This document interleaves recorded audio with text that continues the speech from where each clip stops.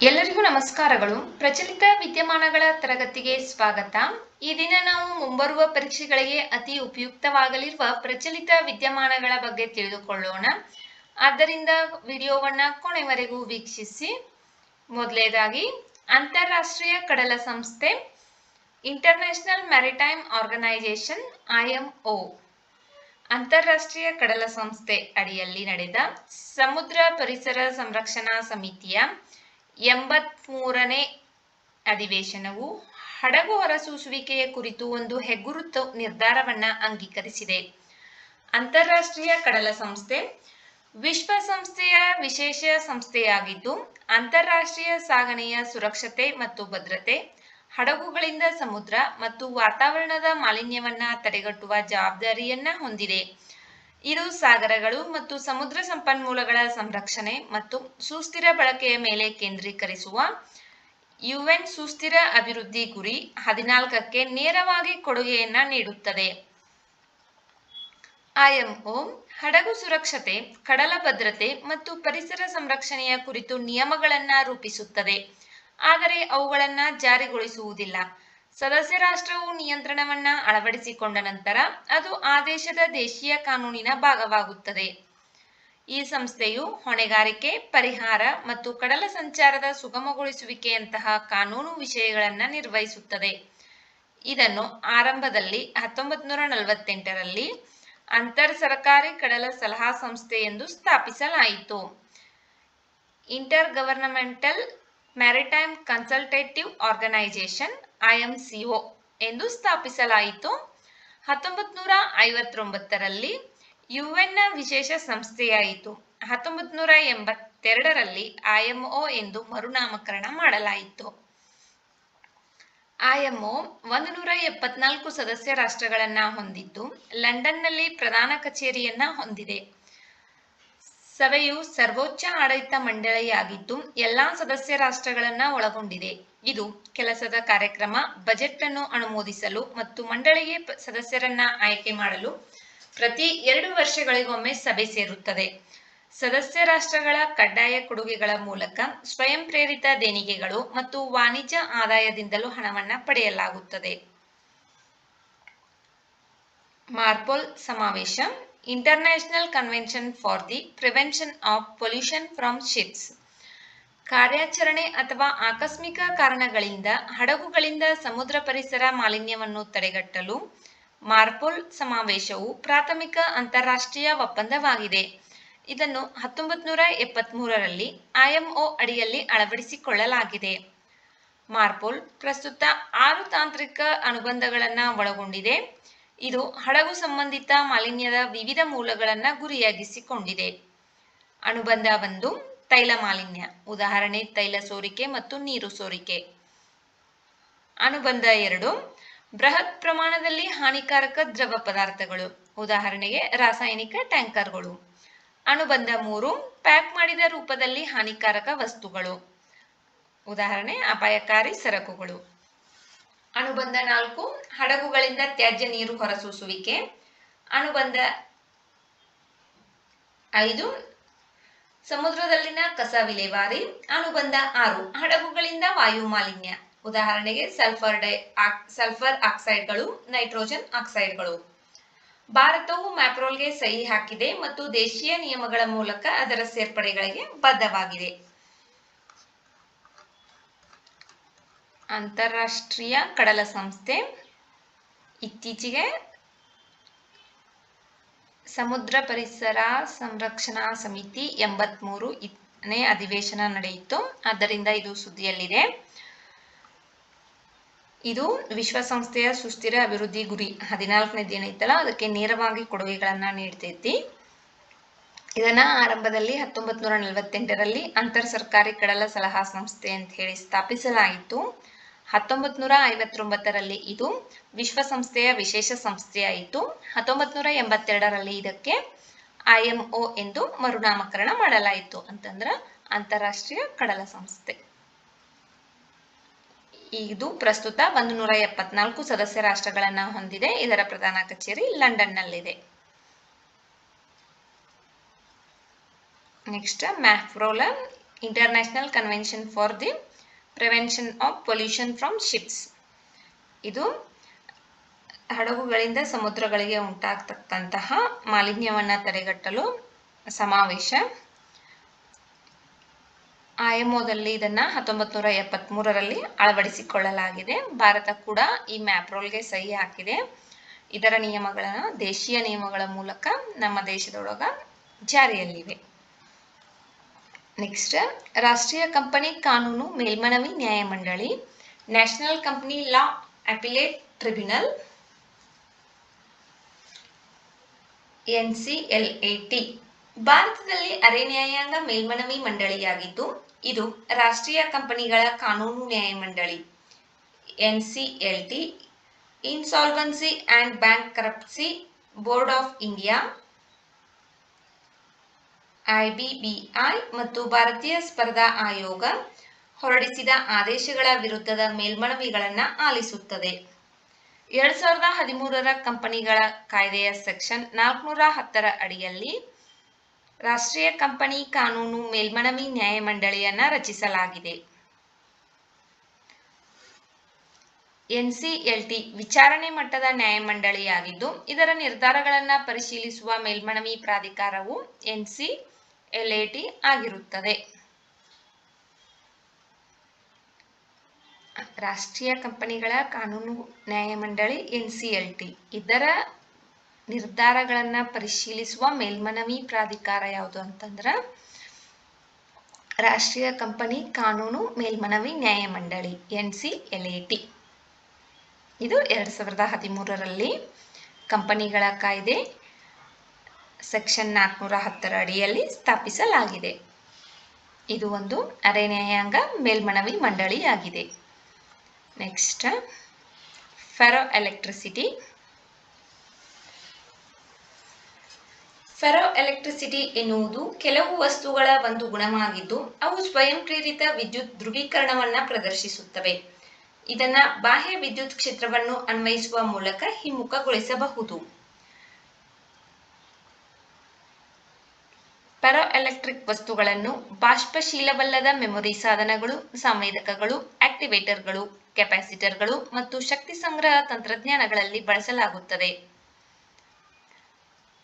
ಫೆರೋ electricity, ಪಿಜೋ electricity. ಎಲ್ಲಾ ಫೆರೋ electric ವಸ್ತುಗಳು ಪಿಜೋ electric ಆಗಿದ್ದರೂ ಎಲ್ಲಾ ಪಿಜೋ ಎಲೆಕ್ಟ್ರಿಕ್ ವಸ್ತುಗಳು ಫೆರೋ ಎಲೆಕ್ಟ್ರಿಕ್ಗಳಾಗಿಲ್ಲ. ಫೆರೋ ಎಲೆಕ್ಟ್ರಿಸಿಟಿಗೆ ಬದಲಾಯಿಸಬಹುದಾದ ಧ್ರುವೀಕರಣದ ಅಗತ್ಯವಿದೆ. ನೆಕ್ಸ್ಟ್, ಬುದ್ಧವನಂ. ಇತ್ತೀಚೆಗೆ ಬುದ್ಧ ಪೂರ್ಣಿಮೆಯ ಸಂದರ್ಭದಲ್ಲಿ 22 ದೇಶಗಳ ಮಿಸ್ ವರ್ಲ್ಡ್ 2025ರ ಸ್ಪರ್ಧಿಗಳು ಬೌದ್ಧ ಥೀಮ್ ಪಾರ್ಕ್ ಆಗಿರುವ ಬುದ್ಧವನಕ್ಕೆ ಭೇಟಿ ನೀಡಿದರು. ಬುದ್ಧವನಂ ಇದು ತೆಲಂಗಾಣದ ಕೃಷ್ಣಾ ನದಿಯ ಉತ್ತರ ದಂಡೆಯಲ್ಲಿರುವ ಬೌದ್ಧ ಥೀಮ್ ಪಾರ್ಕ್ ಆಗಿದೆ. ಭಾರತ ಸರ್ಕಾರವು ಈ ಯೋಜನೆಯನ್ನ ಅನುಮೋದಿಸಿದೆ. ಇದರ ಉದ್ದೇಶ ದೇಶೀಯ ಮತ್ತು ಅಂತಾರಾಷ್ಟ್ರೀಯ ಪ್ರವಾಸಿಗರನ್ನ ವಿಶೇಷವಾಗಿ ಆಗ್ನೇಯ ಏಷ್ಯಾದಿಂದ ಹೆಚ್ಚಿನ ಸಂಖ್ಯೆಯಲ್ಲಿ ಆಕರ್ಷಿಸುವ ಸಮಗ್ರ ಬೌದ್ಧ ಸರ್ಕ್ಯೂಟ್ ಅನ್ನು ಅಭಿವೃದ್ಧಿಪಡಿಸುವುದು. 279 ಎಕರೆ ವಿಸ್ತೀರ್ಣವನ್ನ ಈ ಬೌದ್ಧ ಥೀಮ್ ಪಾರ್ಕ್ ಹೊಂದಿದೆ. ಇದನ್ನ ಗೌತಮ ಬುದ್ಧನ ಜೀವನ ಮತ್ತು ಬೋಧನೆಗಳನ್ನು ಪ್ರದರ್ಶಿಸಲು ಅಭಿವೃದ್ಧಿಪಡಿಸಲಾಗಿದೆ. ಇದು ಪ್ರವೇಶ ಮಂಟಪ, ಬುದ್ಧ ಚರಿತವನಂ, ಜಾತಕ ಉದ್ಯಾನವನ, ಧ್ಯಾನಕ್ಕಾಗಿ ಧ್ಯಾನವನಂ, ಸ್ತೂಪವನಂ ಮತ್ತು ಆಂತರಿಕ ಬೌದ್ಧ ಪರಂಪರೆ ವಸ್ತು ಸಂಗ್ರಹಾಲಯವನ್ನ ಒಳಗೊಂಡಿದೆ. ಬುದ್ಧ ಚರಿತವನಂ ಬುದ್ಧನ ಜೀವನವನ್ನ ತಿಳಿಸುತ್ತದೆ. ಜಾತಕ ಉದ್ಯಾನವನ ಬುದ್ಧನ ಹಿಂದಿನ ಜೀವನದ ಕಥೆಗಳನ್ನು ಎತ್ತಿ ತೋರಿಸುತ್ತದೆ. ಸ್ತೂಪವನಂ ಭವ್ಯವಾದ ಮಹಾಸ್ತೂಪದ ನೆಲೆಯಾಗಿದೆ. ಕೃಷ್ಣಾ ನದಿಗೆ ಅಡ್ಡಲಾಗಿ ಅಣೆಕಟ್ಟು ನಿರ್ಮಾಣದಿಂದಾಗಿ ರೂಪುಗೊಂಡ ಜಲಾಶಯದ ನಾಗಾರ್ಜುನ ಸಾಗರದ ಪಕ್ಕದಲ್ಲಿಯೇ ಇರುವ ನಾಗಾರ್ಜುನ ಕೊಂಡ ಅಥವಾ ಶ್ರೀಪರ್ವತ ವಿಜಯಪುರಿ ಕ್ರಿಸ್ತ ಶಕ 3 ಮತ್ತು 4ನೇ ಶತಮಾನಗಳಲ್ಲಿ ಆಂಧ್ರಪ್ರದೇಶವನ್ನು ಆಳಿದ ಇಕ್ಷ್ವಾಕು ರಾಜವಂಶದ ರಾಜಧಾನಿಯಾಗಿ ಕಾರ್ಯನಿರ್ವಹಿಸುತ್ತಿತ್ತು. ನಾಗಾರ್ಜುನ ಕೊಂಡಕ್ಕೆ ಪ್ರಸಿದ್ಧ ಬೌದ್ಧ ವಿದ್ವಾಂಸ ಮತ್ತು ಮಾಧ್ಯಮಿಕ ತತ್ವಜ್ಞಾನಿ ಆಚಾರ್ಯ ನಾಗಾರ್ಜುನ ಅವರ ಹೆಸರನ್ನ ಇಡಲಾಗಿದೆ. ನಾಗಾರ್ಜುನ ಕೊಂಡವು ಮಹಾಯಾನ ಬೌದ್ಧ ಧರ್ಮದ ಕೇಂದ್ರವಾಗಿತ್ತು. 1954 ಮತ್ತು 1960 ನಡುವೆ ನಾಗಾರ್ಜುನಕೊಂಡದಲ್ಲಿ ನಡೆಸಲಾದ ಉತ್ಖನನಗಳು ಮಹಾಸ್ತೂಪ ಮತಸ್ತೂಪಗಳು ಚೈತ್ಯಗಳು ಶಿಲಾಮಂಟಪಗಳು ಮತ್ತು ಉತ್ತಮ ಸಂಖ್ಯೆಯ ಬೌದ್ಧ ಶಿಲ್ಪಕಲೆ ಫಲಕಗಳು ಮತ್ತು ಪ್ರಾಚೀನ ವಸ್ತುಗಳ ಅಸ್ತಿತ್ವವನ್ನ ಬಹಿರಂಗಪಡಿಸಿವೆ. ಬೌದ್ಧ ಥೀಮ್ ಪಾರ್ಕ್ ಬುದ್ಧವನಂ ಇದು ತೆಲಂಗಾಣದ ಕೃಷ್ಣಾ ನದಿಯ ಉತ್ತರ ದಂಡೆಯಲ್ಲಿದೆ. ಇತ್ತೀಚೆಗೆ ಬುದ್ಧ ಪೂರ್ಣಿಮೆಯ ಸಂದರ್ಭದಲ್ಲಿ 22 ದೇಶಗಳ ಮಿಸ್ ವರ್ಲ್ಡ್ 2025 ಸ್ಪರ್ಧಿಗಳು ಬೌದ್ಧ ಥೀಮ್ ಪಾರ್ಕ್ಗೆ ಬುದ್ಧವನಕ್ಕೆ ಭೇಟಿ ನೀಡಿದ್ದಾರೆ. ಆದ್ದರಿಂದ ಇದು ಸುದ್ದಿಯಲ್ಲಿದೆ. ಇದು 279 ಎಕರೆ ವಿಸ್ತೀರ್ಣವನ್ನ ಹೊಂದಿದೆ. ಇದರಲ್ಲಿ ಗೌತಮ ಬುದ್ಧನ ಜೀವನ ಮತ್ತು ಬೋಧನೆಗಳನ್ನ ಪ್ರದರ್ಶಿಸಲು ಇದನ್ನ ಅಭಿವೃದ್ಧಿಪಡಿಸಲಾಗಿದೆ. ಪ್ರವೇಶ ಮಂಟಪ, ಬುದ್ಧ ಚರಿತವನಂ, ಜಾತಕ ಉದ್ಯಾನವನ, ಧ್ಯಾನಕ್ಕಾಗಿ ಧ್ಯಾನವನಂ, ಸ್ತೂಪವನಂ ಮತ್ತು ಆಂತರಿಕ ಬೌದ್ಧ ಪರಂಪರೆ ವಸ್ತು ಸಂಗ್ರಹಾಲಯವನ್ನ ಈ ಬೌದ್ಧ ಥೀಮ್ ಪಾರ್ಕ್ ಬುದ್ಧವನಂ ಒಳಗೊಂಡಿದೆ.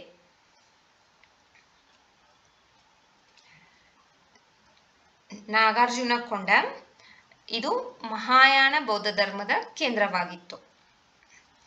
1954 ಮತ್ತು 1960 ನಡುವೆ ನಾಗಾರ್ಜುನಕೊಂಡದಲ್ಲಿ ನಡೆಸಲಾದ ಉತ್ಖನನಗಳು ಮಹಾಸ್ತೂಪ, ಮತಸ್ತೂಪಗಳು, ಚೈತ್ಯಗಳು, ಶಿಲಾಮಂಟಪಗಳು ಮತ್ತು ಉತ್ತಮ ಸಂಖ್ಯೆಯ ಬೌದ್ಧ ಶಿಲ್ಪಕಲೆ ಫಲಕಗಳು ಮತ್ತು ಪ್ರಾಚೀನ ವಸ್ತುಗಳ ಅಸ್ತಿತ್ವವನ್ನ ಬಹಿರಂಗಪಡಿಸಿವೆ.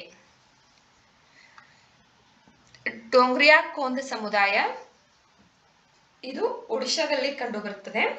ರಾಷ್ಟ್ರೀಯ ಮಾನವ ಹಕ್ಕುಗಳ ಆಯೋಗ ಇತ್ತೀಚೆಗೆ ಒಡಿಶಾ ಮುಖ್ಯ ಕಾರ್ಯದರ್ಶಿಯಿಂದ ಡೋಂಗ್ರಿಯಾ ಕೊಂದ್ ಎಂಬ ದುರ್ಬಲ ಬುಡಕಟ್ಟು ಗುಂಪಿನ 10,000ಕ್ಕೂ ಹೆಚ್ಚು ಕುಟುಂಬಗಳ ಅನಿಶ್ಚಿತ ಜೀವನ ಸ್ಥಿತಿ, ಮೂಲಭೂತ ಸೌಕರ್ಯಗಳ ಕೊರತೆ ಮತ್ತು ಜೀವನದ ಅವಶ್ಯಕತೆಗಳ ಕುರಿತು ಕ್ರಮ ಕೈಗೊಂಡ ವರದಿಯನ್ನ ಕೋರಿದೆ. ಡೋಂಗ್ರಿಯಾ ಕೊಂದ್ ಸಮುದಾಯವು ವಿಶೇಷವಾಗಿ ದುರ್ಬಲ ಬುಡಕಟ್ಟು ಗುಂಪು ಸಮುದಾಯವಾಗಿದೆ. ಡೋಂಗ್ರಿಯಾ ಕೊಂದ್ಗಳು ಒಡಿಸ್ಸಾದ ಕಲಹಂಡಿ ಮತ್ತು ರಾಯಗಢ್ ಜಿಲ್ಲೆಗಳಲ್ಲಿ ಹರಡಿರುವ ನಿಯಮಗಿರಿ ಬೆಟ್ಟಗಳ ಪ್ರಾಚೀನ ನಿವಾಸಿಗಳು. ಕೊಂದ್ ಜನರ ಬಹುದೇವತಾವಾದಿ ಆತ್ಮಾವಧಿ ವಿಶ್ವ ದೃಷ್ಟಿಕೋನದಲ್ಲಿ ಬೆಟ್ಟಗಳ ತುದಿಗಳು ಮತ್ತು ಅವುಗಳಿಗೆ ಸಂಬಂಧಿಸಿದ ಕಾಡುಗಳನ್ನ ಸರ್ವೋಚ್ಚ ದೇವರುಗಳೆಂದು ಪರಿಗಣಿಸುತ್ತಾರೆ. ಡೋಂಗ್ರಿಯಾಗಳು ವಿಶಿಷ್ಟವಾದ ಆಭರಣಗಳು, ಹಚ್ಚೆಗಳು ಮತ್ತು ಕೇಶವಿನ್ಯಾಸಗಳನ್ನ ಹೊಂದಿದ್ದಾರೆ. ಮಹಿಳೆಯರು ತಮ್ಮ ಕಿವಿಗಳ ಮೂಲಕ ಅನೇಕ ಉಂಗುರುಗಳನ್ನು ಮತ್ತು ಮೂಗಿನ ಮೂಲಕ 3 ಉಂಗುರಗಳನ್ನ ಧರಿಸುತ್ತಾರೆ. ಆದರೆ ಹೆಣ್ಣು ಮಕ್ಕಳು 2 ಮೂಗುತಿಗಳನ್ನ ಧರಿಸುತ್ತಾರೆ. ಅವರಿಗೆ ಯಾವುದೇ ಪ್ರಮುಖ ರಾಜಕೀಯ ಅಥವಾ ಧಾರ್ಮಿಕ ನಾಯಕರಿಲ್ಲ. ಕುಲಗಳು ಮತ್ತು ಹಳ್ಳಿಗಳು ತಮ್ಮದೇ ಆದ ನಾಯಕರು ಮತ್ತು ವ್ಯಕ್ತಿಗಳನ್ನ ಹೊಂದಿದ್ದು, ಬೇಜು ಮತ್ತು ಬೇಜುನಿ ಪುರುಷ ಮತ್ತು ಮಹಿಳಾ ಪುರೋಹಿತರು ಸೇರಿದಂತೆ ನಿರ್ದಿಷ್ಟ ವಿದ್ಯುಕ್ತ ಕಾರ್ಯಗಳನ್ನ ನಿರ್ವಹಿಸುತ್ತಾರೆ. ಕೊಂದ ಬುಡಕಟ್ಟು ಜನಾಂಗದವರು ಕುಯಿ ಮತ್ತು ಕುವಿ ಎಂಬ 2 ಭಾಷೆಗಳನ್ನ ಮಾತನಾಡುತ್ತಾರೆ. ಡೋಂಗ್ರಿಯಾ ಕೊಂಡನ ಆರ್ಥಿಕತೆ ಮತ್ತು ಜೀವನೋಪಾಯವು ಅರಣ್ಯ ಉತ್ಪನ್ನಗಳ ಸಂಗ್ರಹ ಮತ್ತು ಪೋಡು ಕೃಷಿಯ ಮೇಲೆ ಅವಲಂಬಿತವಾಗಿದೆ. ಡೋಂಗ್ರಿಯಾ ಕೊಂದ್ ಅಂತಕ್ಕಂತಹ ಸಮುದಾಯ ಒಡಿಸ್ಸಾದ ಕಲಹಂಡಿ ಮತ್ತು ರಾಯಗಢ್ ಜಿಲ್ಲೆಗಳಲ್ಲಿ ಕಂಡುಬರುತ್ತದೆ. ಇದು ವಿಶೇಷವಾಗಿ ದುರ್ಬಲ ಬುಡಕಟ್ಟು ಗುಂಪು ಸಮುದಾಯವಾಗಿದೆ. ಬೇಜು ಮತ್ತು ಬೇಜುನಿ ಅಂತಕ್ಕಂಥ ಪುರುಷ ಮತ್ತು ಮಹಿಳಾ ಪುರೋಹಿತರು ಇರ್ತಾರ. ಇವರು ಕುಯಿ ಮತ್ತು ಕುವಿ ಅಂತಕ್ಕಂತಹ 2 ಭಾಷೆಗಳನ್ನ ಮಾತನಾಡುತ್ತಾರೆ. ಇವರ ಆರ್ಥಿಕತೆ ಮತ್ತು ಜೀವನೋಪಾಯ ಅರಣ್ಯ ಉತ್ಪನ್ನಗಳ ಸಂಗ್ರಹ ಮತ್ತು ಪೋಡು ಅಂತಕ್ಕಂಥ ಕೃಷಿಯ ಮೇಲೆ ಅವಲಂಬಿತವಾಗಿದೆ. ನೆಕ್ಸ್ಟ್ ಬೋರಮ್ದೇವ್ ವನ್ಯಜೀವಿ ಅಭಯಾರಣ್ಯ, ಬೋರಮ್ದೇವ್ ವೈಲ್ಡ್ ಲೈಫ್ ಸ್ಯಾಂಚುರಿ ಎಲ್ಲಿದೆ? ಬೋರಮ್ದೇವ್ ವೈಲ್ಡ್ ಲೈಫ್ ಸ್ಯಾಂಚುರಿ ಇದು ಎಲ್ಲೈತಿ? ಛತ್ತೀಸ್ಗಢದಲ್ಲಿ ಐತಿ. ಮಾನವ ಪ್ರಾಣಿ ಸಂಘರ್ಷದ ಇತ್ತೀಚಿನ ನಿದರ್ಶನದಲ್ಲಿ ಬೋರಮ್ದೇವ್ ವನ್ಯಜೀವಿ ಅಭಯಾರಣ್ಯದ ಕವರ್ದಾ ವ್ಯಾಪ್ತಿಯಲ್ಲಿ ಕರಡಿ ದಾಳಿಯಲ್ಲಿ 4 ಗಾಯಗೊಂಡಿದ್ದಾರೆ. ಬೋರಮ್ದೇವ್ ವನ್ಯಜೀವಿ ಅಭಯಾರಣ್ಯ ಛತ್ತೀಸ್ಗಢದ ಕವರ್ದಾ ಜಿಲ್ಲೆಯಲ್ಲಿದೆ. ಈ ಅಭಯಾರಣ್ಯವು ಸತ್ಪುರ ಬೆಟ್ಟಗಳ ದೊಡ್ಡ ಮೈಕಲ ಶ್ರೇಣಿಯ ಭಾಗವಾಗಿದ್ದು, ಇದು ವಿಶಿಷ್ಟ ಪರಿಸರ ವ್ಯವಸ್ಥೆಗೆ ಹೆಸರುವಾಸಿಯಾಗಿದೆ.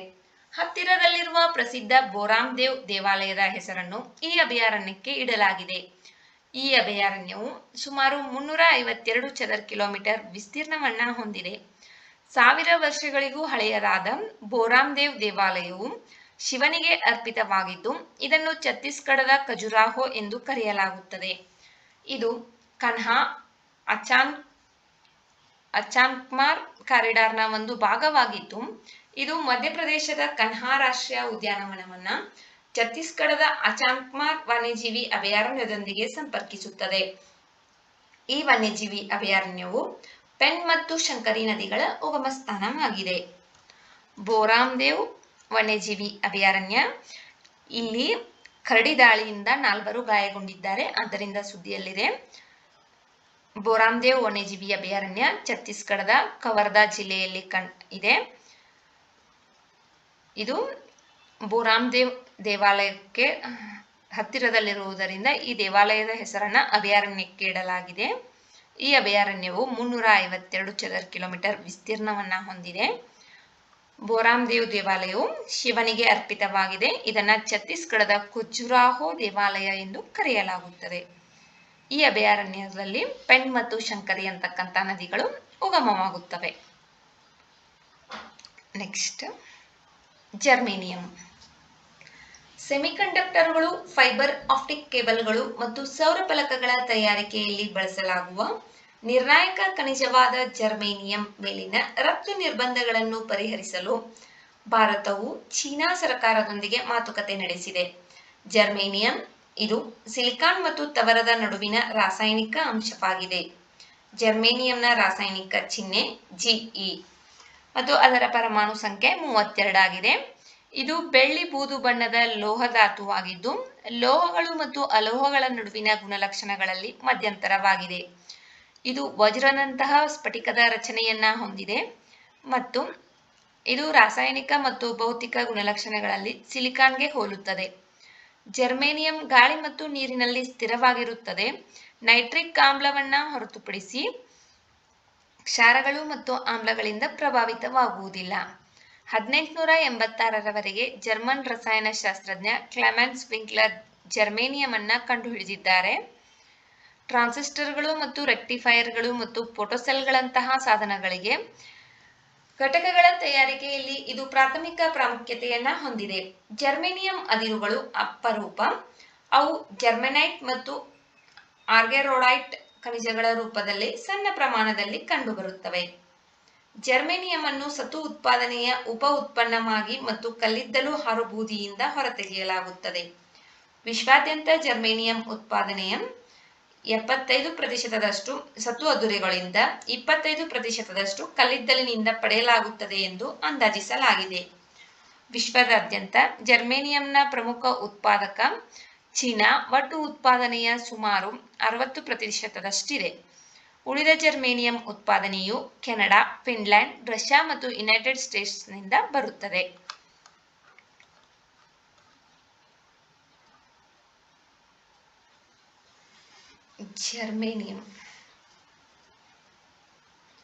ಜರ್ಮೇನಿಯಂ ಮೇಲಿನ ರಫ್ತು ನಿರ್ಬಂಧಗಳನ್ನು ಪರಿಹರಿಸಲು ಇತ್ತೀಚೆಗೆ ಭಾರತ ಮತ್ತು ಚೀನಾ ಸರ್ಕಾರ ಮಾತುಕತೆ ನಡೆಸಿದೆ. ಆದ್ದರಿಂದ ಇದು ಸುದ್ದಿಯಲ್ಲಿದೆ.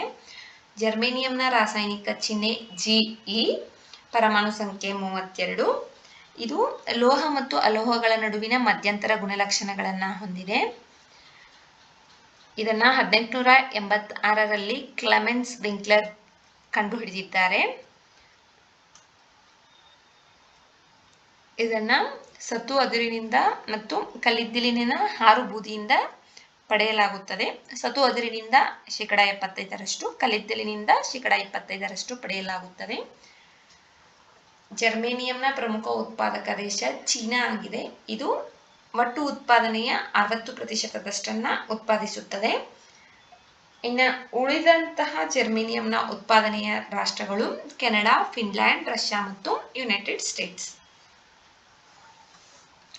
ನೆಕ್ಸ್ಟ್, ವಿಡಿಯೋ ನೋಡಿದ್ದಕ್ಕಾಗಿ ಧನ್ಯವಾದಗಳು. ವಿಡಿಯೋದಲ್ಲಿರುವ ಮಾಹಿತಿ ಉಪಯುಕ್ತವೆನಿಸಿದರೆ ವಿಡಿಯೋಗೆ ಒಂದು ಲೈಕ್ ಮಾಡಿ. ಮತ್ತಷ್ಟು ಮಾಹಿತಿಗಾಗಿ ನಮ್ಮ ಚಾನೆಲ್ನಲ್ಲಿರುವ ವಿಡಿಯೋಗಳನ್ನು ವೀಕ್ಷಿಸಿ. ಮುಂಬರುವ ವಿಡಿಯೋಗಳು ಮತ್ತು ಮಾಹಿತಿಗಾಗಿ ನಮ್ಮ ಚಾನೆಲನ್ನು ಉಚಿತವಾಗಿ ಸಬ್ಸ್ಕ್ರೈಬ್ ಮಾಡಿಕೊಳ್ಳಿ. ನಿಮ್ಮ ಸ್ನೇಹಿತರೊಂದಿಗೆ ಹಂಚಿಕೊಳ್ಳಿ.